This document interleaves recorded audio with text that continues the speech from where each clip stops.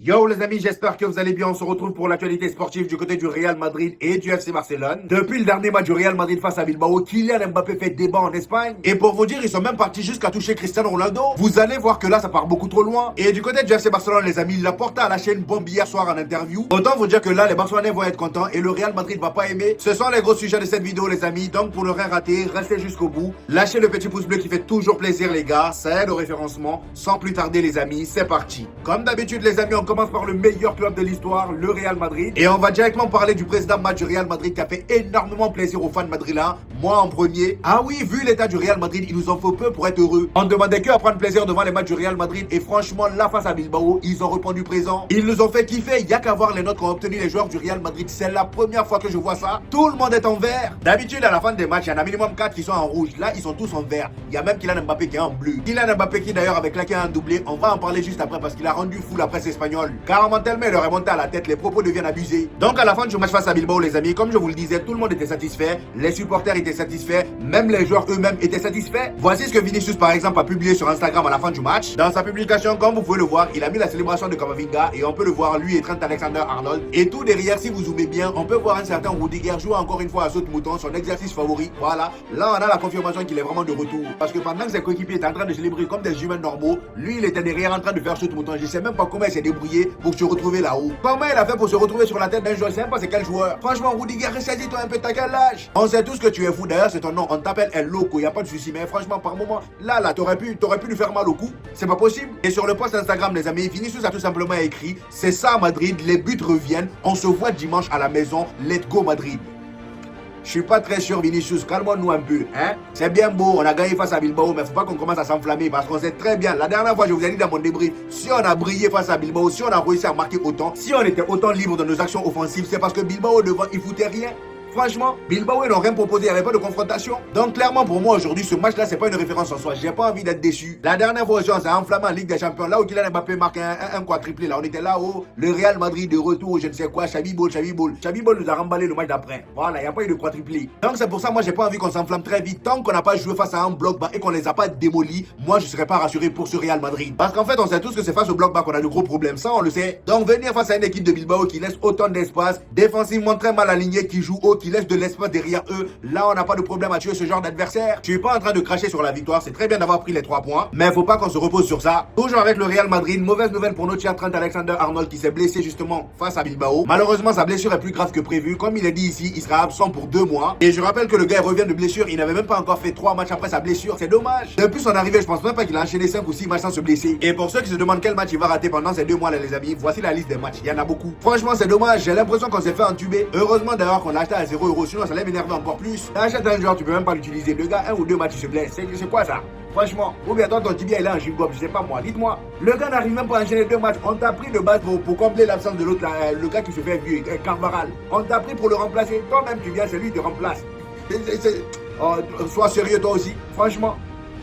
On te prend pour remplacer quelqu'un, finalement c'est lui qui te remplace. Tu trouves ça logique? Et ce qui m'énerve même dans tout ça, c'est que le gars il a le potentiel d'être titulaire au Real Madrid, c'est ça le pire. Regardez le match qu'il a pondu la dernière fois, il a des qualités qu'on pourrait exploiter, ses centres, ses passes. Même si défensivement parlant, il est nul à chier, là il n'y a pas de souci, on peut pas être complet partout. Mais au moins le peu de qualité qu'il a là, on a bien vu la dernière fois qu'on peut exploiter ça à fond. Et en parlant de Kylian Mbappé les amis, comme je vous le disais, le gars il est en train de choquer tout le monde. Pendant que le Real Madrid on galère à mettre un système vraiment beau à avoir en place, lui voilà, il n'a pas de souci à marquer. Il enchaîne match par match. Depuis le début de la saison, rares sont les matchs où Kylian Mbappé n'a pas planté minimum un but pour le Real Madrid. Carrément à cause de ça, à la fin du match face à Bilbao, la presse espagnole, malgré qu'ils étaient choqués des stats de Kylian Mbappé, ils ont quand même relevé le fait que le Real Madrid dépend beaucoup de Kylian Mbappé. Et franchement, ils ont raison, on va pas se mentir. Dites-vous qu'au moment où je vous parle, Kylian Mbappé a marqué 57% des buts du Real Madrid depuis le début de la saison. Plus de la moitié des buts du Real Madrid ont été marqués par Kylian Mbappé. Non mais c'est sorcier. Carrément, les autres attaquants qui étaient là avant lui, ils ont pris congé. Voilà, eux ils veulent plus marquer. Vinicius, Rodrigo même, oh, lui on en parle même plus. Avant l'arrivée de Kylian Mbappé au Real Madrid, on était tous là à dire, oh, à l'arrivée de Kylian Mbappé au Real Madrid, Rodrigo sera le joueur qui va être sacrifié, mais je m'attendais pas à ce genre de sacrifice là. 30 matchs sans marquer. Qui a fait le sacrifice? Franchement, c'est pas possible. C'est quel genre de sacrifice méchant ça? Laissez-lui au moins marquer 1 ou 2 buts. Ça fait 30 matchs, le gars n'a pas marqué ne serait-ce qu'un seul but. Après, c'est vrai que dans les 30 matchs, il y en a plusieurs où il rentre à la fin, mais même les matchs où il a débuté, malheureusement, il marquait pas. Car moi-même, Xabi Alonso a été découragé. Au début, il essayait de faire des rotations entre lui et Vinicius, voilà, pour redonner un peu confiance à Rodrigo. Mais même en faisant ça, le gars, il foutait rien. Finalement, Xabi Alonso a décidé de le laisser là où il aime bien être. Voilà, avec Hendrick. Si on fait pas attention, il va suivre Hendrick pour aller à Lyon. Je dis ça, je dis rien. Donc, comme je vous le disais, Kylian Mbappé a marqué plus de la moitié des buts du Real Madrid. 25 réalisations sur les 44 buts marqués par le Real Madrid. Et le pire dans tout ça, c'est que c'est pas seulement les buts du Real Madrid qu'il a confisqué à lui tout seul. Même les trophées d'homme du match, il a tout pris. En 20 matchs, les amis, Kylian Mbappé, c'est 11 fois homme du match avec le Real Madrid.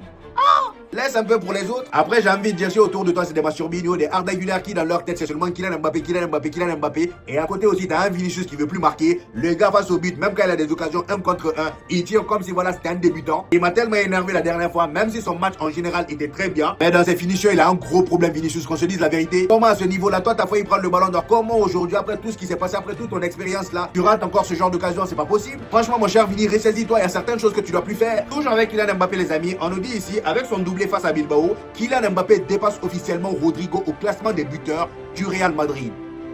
Ouais. Je sais pas si on se rend compte, hein. Rodrigo, il est là depuis quand?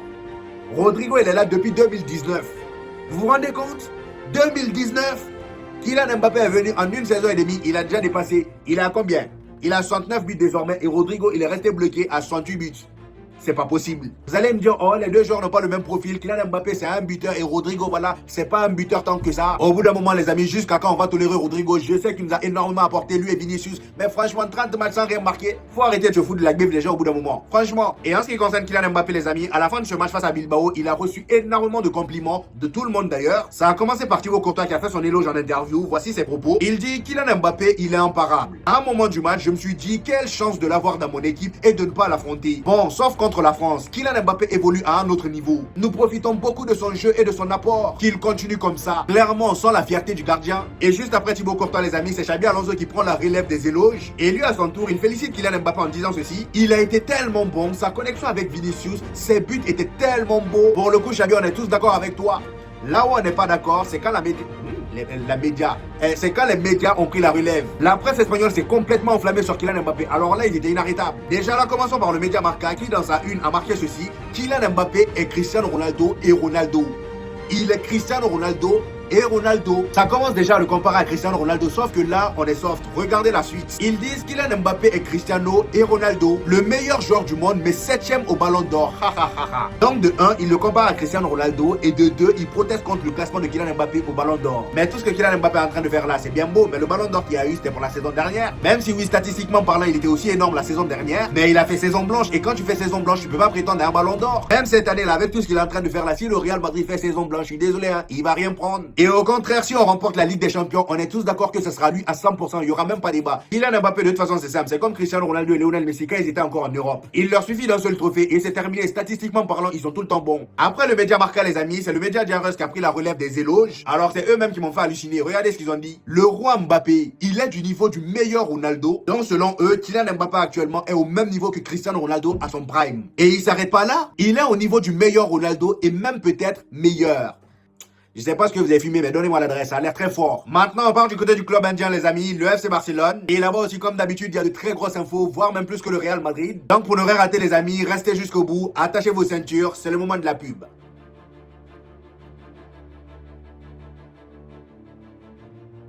On commence directement par notre cher Rafinha, les amis, qui retourne des têtes depuis son retour de blessure. On vous a longtemps dit que Rafinha, c'est le boss du FC Barcelone, mais vous ne croyez pas. Aujourd'hui, vous-même voyez par vos propres yeux. Je sais pas si vous vous rendez compte, mais depuis son retour de blessure, il a joué seulement 2 matchs. Le Barça est passé premier et ils ont retrouvé leur niveau. Le niveau qu'ils avaient la saison dernière. Est-ce que vous vous rendez compte de l'impact, s'il vous plaît? Et statistiquement parlant, les amis, depuis son retour, c'est 2 matchs, 1 but marqué, 2 passes décisives et 2 fois homme du match. Comme par hasard, là, on parle plus trop de Lamine Yamal. Et pour vous dire, même Diego Simeone, le coach de l'Atlético de Madrid, il est fan de Rafinha, du Barça tout court. À la fin du match face au FC Barcelone, en conférence de presse, regardez ce qu'il dit sur le Barça et sur Rafinha. Il a d'abord commencé par parler du Barça. Il dit, c'est agréable de regarder le Barça jouer au football. Donc si je comprends bien, toi, tu viens avec ton équipe jouer face au FC Barcelone et sur la ligne de touche, au lieu de regarder ton équipe pour voir comment elle joue, pour bien les mettre en place, c'est le Barça, toi, tu regardes. Je comprends mieux pourquoi tu perds à chaque fois face à eux. Je comprends mieux. Et quand c'est face au Real Madrid, nous tu ne regardes pas, étant donné que notre jeu n'est pas agréable. Je comprends mieux maintenant pourquoi c'est que contre le Real Madrid t'es réveillé.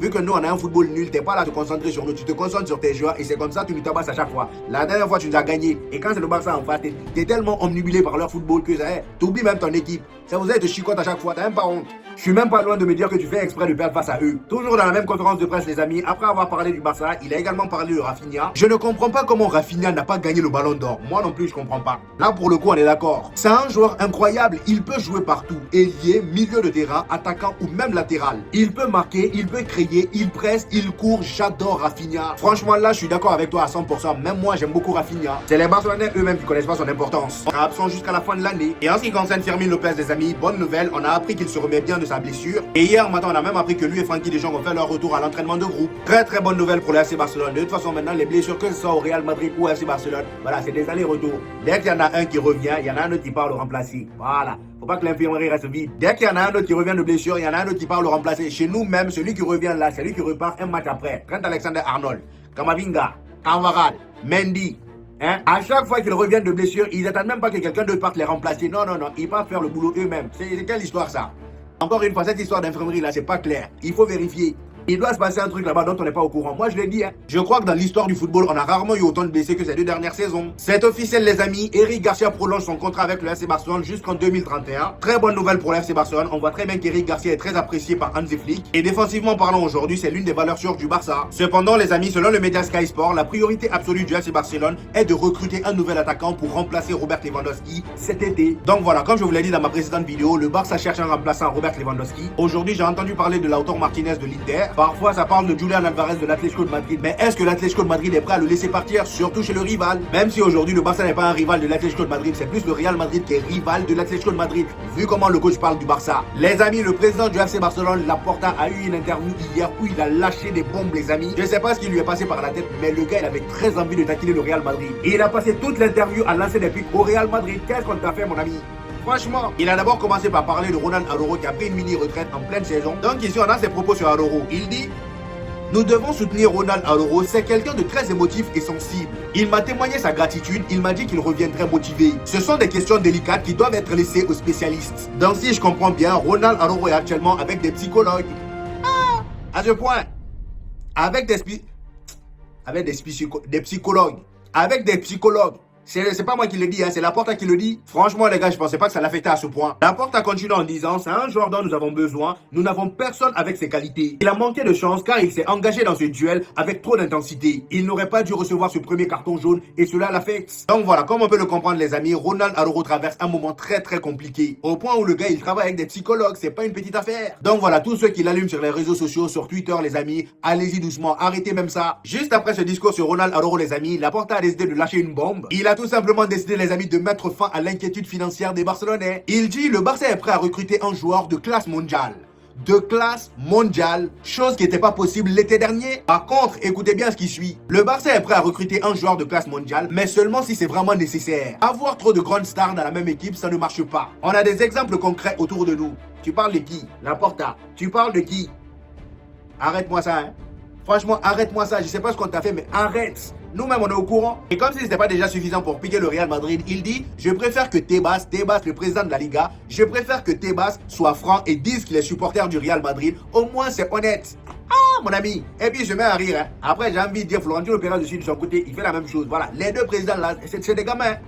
C'est des gamins, ils se clashent à distance. Et franchement, faut reconnaître que c'est bon enfant. Et à la fin de son interview, il termine en disant: Hansi Flick souhaite recruter un ailier pour le mercato hivernal. Nous avons besoin d'alternatives, mais seulement du bon profil. Donc au moment où je vous parle, Hansi Flick a besoin d'un ailier. Pourquoi faire? Vous avez déjà Rafinha, Marcus Rashford, Rooney Bargier est là, vous le faites même plus jouer pour remplacer la mine de mal. Vous le faites pas jouer. Vous allez encore recruter un ailier. Pourquoi faire? Pour qui? Quel côté? La seule explication, c'est qu'ils ont décidé de ne pas garder Marcus Rashford. Ils veulent le laisser partir. Comme ça, ils recrutent un nouvel ailier pour être la doublure de Rafinha. C'est la seule explication que moi j'ai. Bref, les amis, c'était tout pour aujourd'hui. J'espère que vous avez kiffé la vidéo. Dites-moi en commentaire ce que vous en avez pensé. J'hésiterai pas à vous répondre comme d'habitude. N'oubliez pas le petit pouce bleu qui fait toujours plaisir, les gars. Ça aide au référencement. Pour tous ceux qui viennent de découvrir cette chaîne, ici on fait des vidéos débriefs des matchs du FC Barcelone et du Real Madrid. Et quand il n'y a pas de match, on fait des vidéos actualité. Donc abonnez-vous pour ne rien rater. Et on se dit au prochain épisode, les gars. Peace!